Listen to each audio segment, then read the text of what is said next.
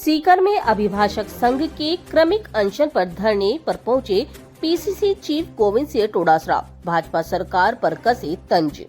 सीकर संभाग व नीमका थाना जिले को निरस्त करने के विरोध में सीकर कोर्ट परिसर के बाहर चल रहे अभिभाषक संघ के क्रमिक अनशन पर आज 8वें दिन राजस्थान कांग्रेस कमेटी अध्यक्ष गोविंद सिंह डोडासरा अपना समर्थन देने के लिए पहुंचे।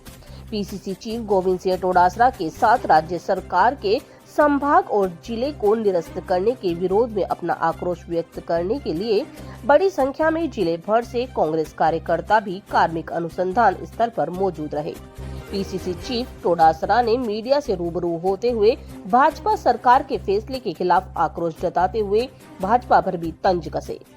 सीकर संभाग और नीमका थाना जिला निरस्त होने पर बोलते हुए डोडासरा ने कहा कि करीब 2 साल पहले कांग्रेस सरकार ने प्रदेश में 17 नए जिले और 3 नए संभाग बनाकर लोगों को राहत दी थी, लेकिन बीजेपी सरकार ने सत्ता में आते ही अपनी मंशा जाहिर कर दी।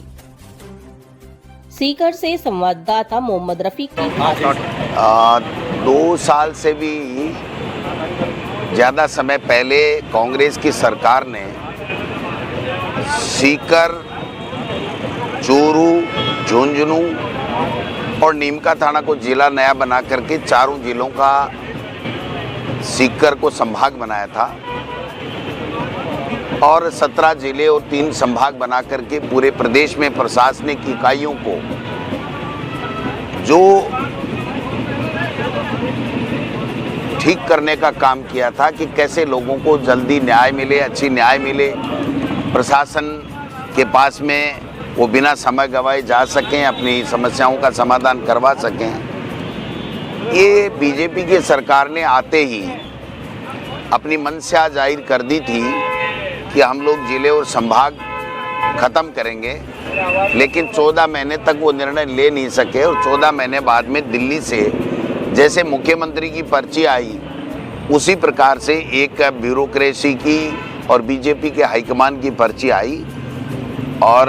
मैं समझता हूं कि 9 जिले और 3 संभाग को उन्होंने एक झटके में एक लाइन में समाप्त कर दिया। मैं कहना चाहता हूं कि ये शेखावाटी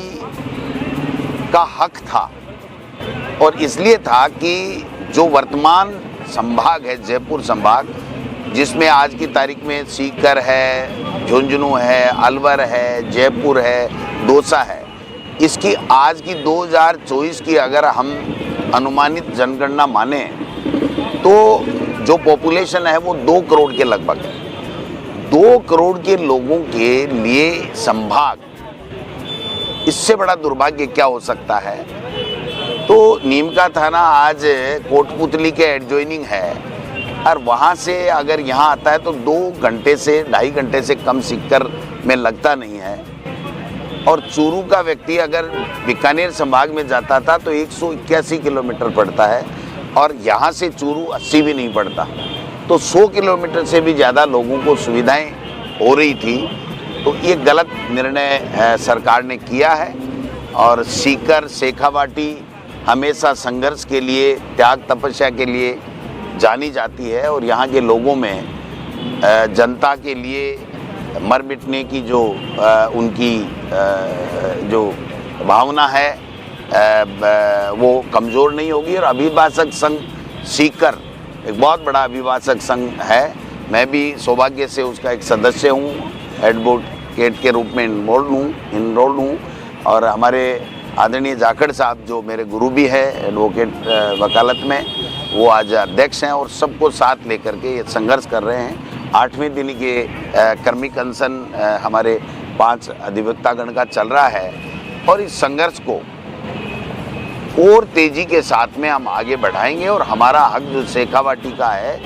वो हक लेकर के रहेंगे। सीकर पुणे संभाग इनको करना पड़ेगा, नीमका थाना को जिला बनाना पड़ेगा, अन्य जिले भी प्रदेश में और जो संभाग खत्म किए गए उनके लिए भी मैं पार्टी के प्रदेश अध्यक्ष के नाते पूरे पार्टी की तरफ से जनता के साथ कंधे से कंधा मिला करके हम लोग संघर्ष कर रहे हैं। इनको